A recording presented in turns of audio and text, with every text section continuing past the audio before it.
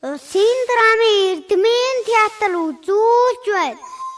Найзуудаа та нар намжил ламыг яагаад засаа гэдэг хүчтэй болсныг мэдхүү. Тэр 3 жил бурхны оронд юу сураагүй болохоор тамийн оронлон унсан юм. Засаа намжил багшийнхаа зааснаар замдаа таарлсан бүхнийг чэжилж тэр нь эрдэм бол замбуулан хорводоо буцсан юм. Энэ бол миний засаа намжилт найзмын түүх.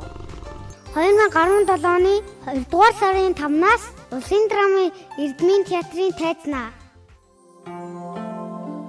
Хүүхдийн уран бүтээлийн урын санга шинэ бүтээлээр баяжуулж үзэгчдийн хүртээл болгох Монгол ардын аман зохиол үлгэрийн өгүүлэмж үйл явдлаараа дамжуулж хүүхэд багшуудад эрдэм боловсролын чухлыг таниулж өв соёл зан заншлаа эрхэмлэн дээдлэх хүсэл эрмэлзэлд хөтлөж төлөвшүүлэх зорилгоор Улсын драмын эрдмийн театрын уран бүтээлч хамт олон боловсрол соёл шинжлэх ухаан спортын яамны хүүхдэд зориулсан уран бүтээлийн төслийн уралдаанд шалгарсан Баяраа Монгол улсын соёлын төрөүний ажилтан найруулагч Хишиг Заяа нарын зохиол Зарцаа намжил хэмээх хүүхдийн жүжигийг тайзны бүтээл болгож үзэгч хүүхдүүдтэй өргөн толилуулахад хэдийнэ бэлэн болоод байна.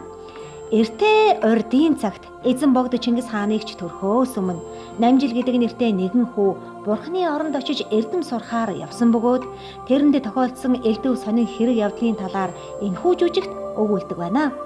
Энэ жүжигийн ард маш олон уран бүтээлчдийн хамтын хөдөлмөр оршиж байгаа билээ. Ингээд Зарцаа намжил хүүхдийн жүжиг хэрхэн төрсөн түүх хийгээд оролцсон уран бүтээлчдийн ярилцлагыг эрхэм үзэгчид та бүхэн өргөн барья. Театрын уран бүтээл гэдэг бол хамтын уран бүтээл байдаг. Тэгээд энэ жүжиг маань хүүхдийн жүжиг учраас маш их нарийн ажиллагаа, чимэглүүр ажиллагаа, за тэгээд оюутал, мужаан, маркетинг, менежмент, удирдлага, жүжигчний ажиллагаа, тоглолт, гэрэл, шуум, тайз гээд маш олон хүмүүсийн хүч хөдөлмөр энэ жүжигэнд орж байгаа.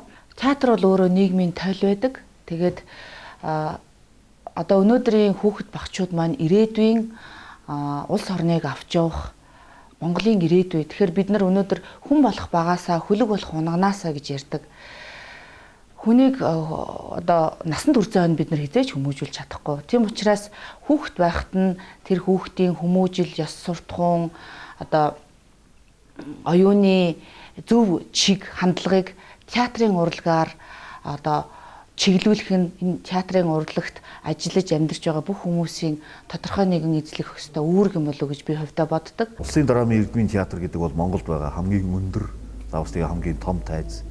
Энэ тайзанд драмын эрдмийн театрын 3 үеийн жүжигчдэд Цэрэн Дагваас эхлээд одоо золоо хүртэл те 3 үеийн жүжигчдийн одоо хөдөлмөрийг шавсан ийм бүтээл болсонд би одоо энэ үүнд өөрийнхөө үг оюун бодлыг нэмэрсэн хүний хувьд их баяртай байгаа. Энэ бол миний тайзан дээр тавьж байгаа анхны жүжиг.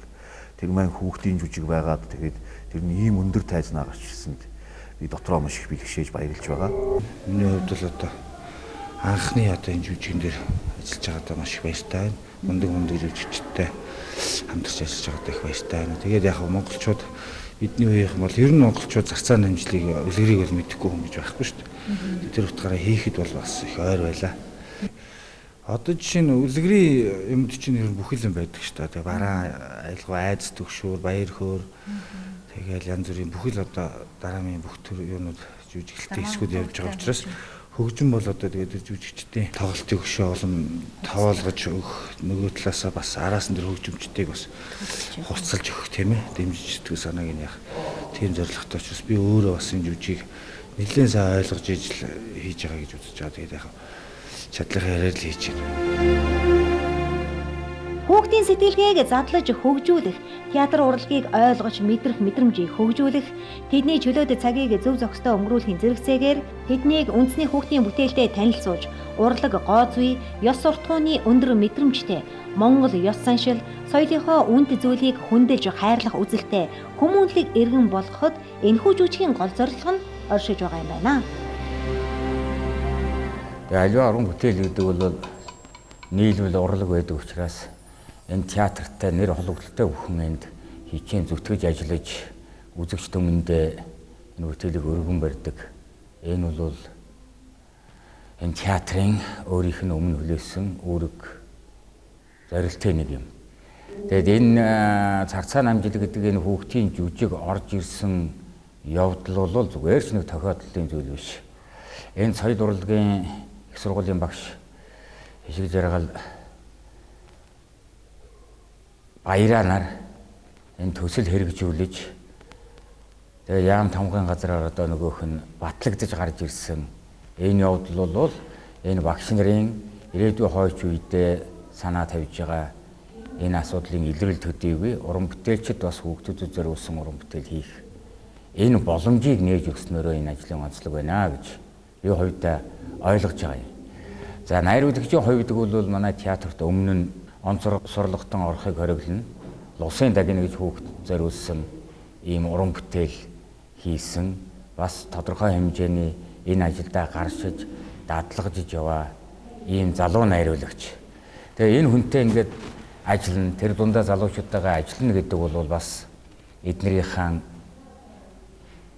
хийж байгаа ажлыг өнлөнгөөс нь хараа зогсохгүй бас эдэнтэйгээ санал бодоо солилцох, эдэнтэйгээ хамтарч ажиллана гэдэг бол миний хувьд бас олзуурах өвчтэй нэг юм алхмаа гэж дотроо ингэж бодож ажиллаж байна. Түүхэд огчуудтайгаа тайзан дээрээс энэ шинэ бүтээл дээрээ эргэн уулзах цаг ойрхон боллоо. Тэгээ та бүхнийг энэ Царцаа намжил гэдэг жүжигийг сонирхон үзэж бас санал бодлоо хуваалцнаа гэдэгт итгэлтэй байна. Баярлалаа.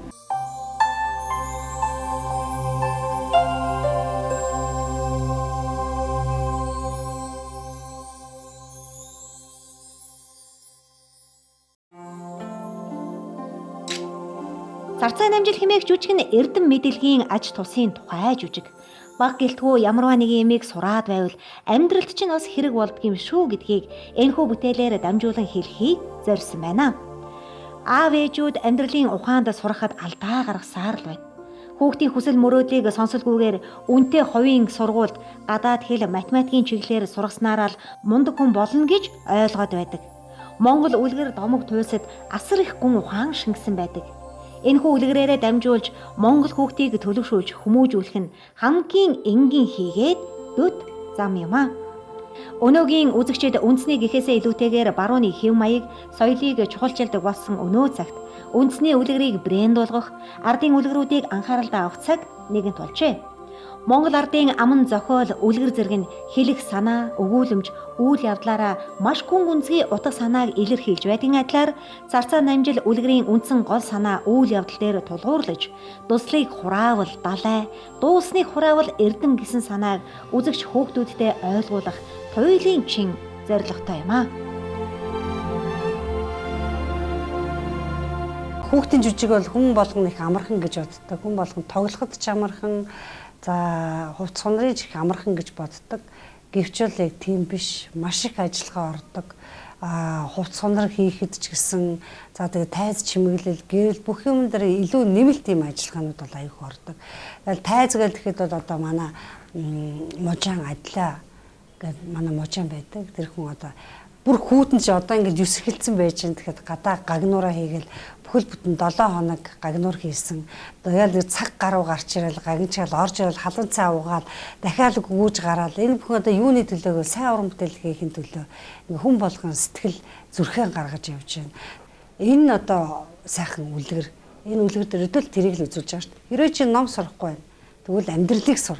Амьдралын ухаан чамайг авч явна гэсэн энэ одоо гүн философиг энэ дээр харуулсан ийм сайхан үлгэр гэдэг. Тэгээ энэ үлгэрийг өдөр тавьж байгаа бүхэн их баяртай байгаа да. Миний хувьд бол лам багшийн одоо дүр дээр бид ажиллаж байгаа. Энэ жүжигээрээ бид хүүхд багчуудаа сайхан Монгол ах уу, тэр Монгол үлгэр Монгол ахуйгаа сурталчлах. Тэр одоо оюунд нь тэрийг тижэл Монгол гэдэг тийм суулгаж өгөх юм л зорилготой л ажиллаж байгаа юм болов уу гэж ойлгоод байгаа. Бид бүхнүүд бол ингээд одоо хувц өгөөд хувц тайз хэрэглүүд байна бүгд бэлэн болж байна. Тэгээд жүжиг нээхэд одоо ойр цар байна. Тэгээд бас хамтран ажиллаж байгаа бүх хүмүүст амжилт хүсье.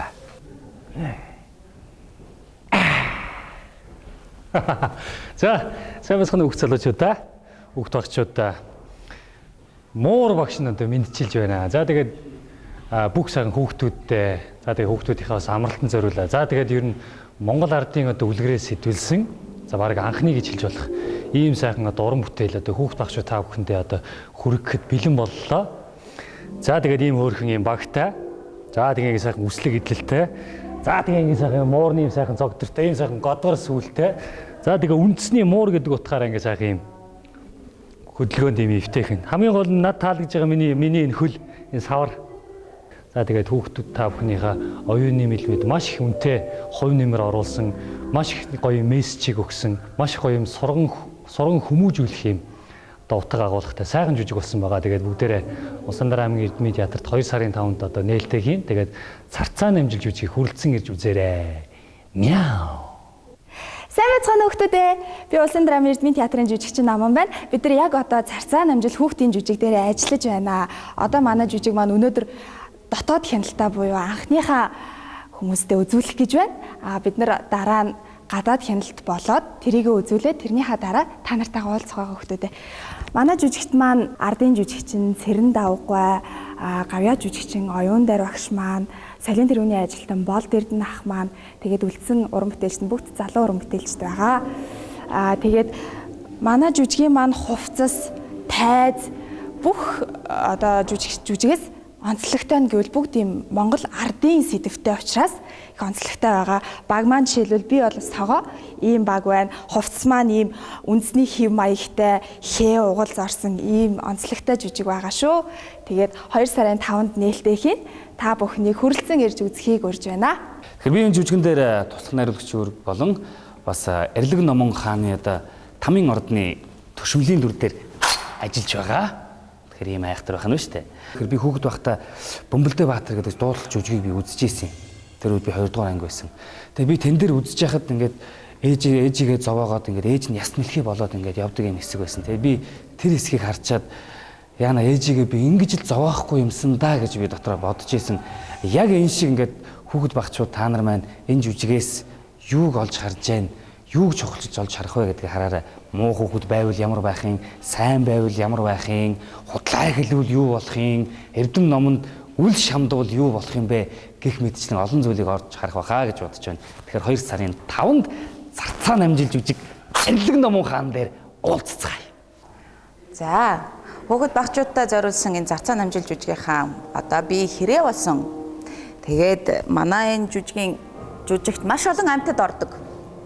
Тэгээд энэ миний даалгавч жинхэнэ үд байгаа юм. Ингээ өдөр нааж ингээд хүүхэд багчуудтайгаа уулзах гэж байна.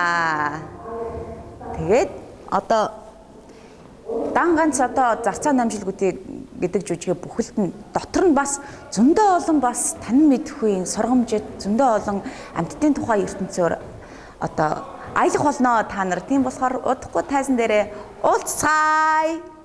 Миний хувьд царцаа намжилж жүжигийн буугын дүр дээр ажиллаж байгаа.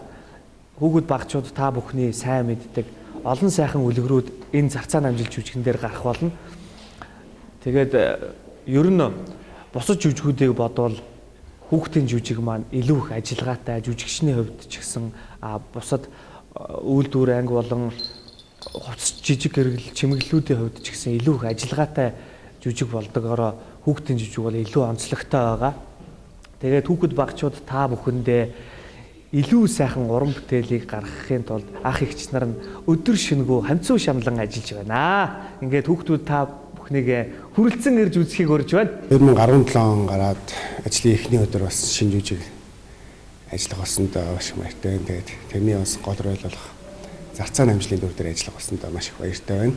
2017 оноос өр өгөөж өгсөн ад сэмэртэй сайхан жил байгаа хаа гэж бодож байгаа. Одоо энэ зарцаа намжил дээр ажиллахад амаргүй юм гэж байхгүй шүү дээ. Тэгээд одоо яг судалгааны ажлыг дээл явчихна. Тэгээд хүүхд яаж болох вэ? Хүүхдийн дуу хоолой яаж болох вэ? Одоо аль болох хичээгээл явж өсөө хүртэл халцлаа явчихна. Манай жүжигний онцлог гэх юм бол энэ жүжигээрээ дамжуулаад бид нар маш олон хэлэх санаануудыг хэсэг болгондоо үзэгдэл болгондоо оруулж өгсөн байгаа.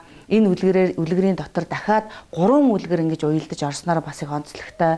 Тэгээд энэ жүжигийг бид нар бол одоо хүүхэд маань том насанд хүрсэн хүн болоод хизээч мартахааргүй сэтгэлээс нь одоо хизээч салахааргүй тэр анхны сэтгэлдээрээ үлдсэн тийм гайхамшигтай уран бүтээл болж чадсан.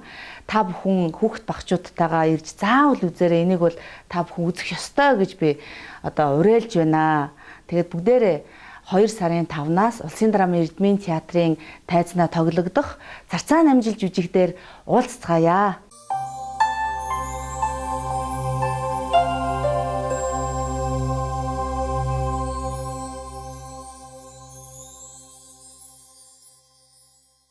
Энд бол ямарваа нэгэн тийм эффект гэдэг юм уу гэрэл цунар бол мэдээж хэрэг үүсэж байна. А гэхдээ энд давхар жүжигчний үйл хөдлөл маш тэр ахуй өрлөг номоо тэнгэрийн харуулт.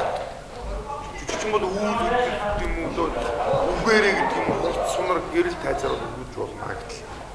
Үйлчлэр үгийн маш тодорхой харагдсан.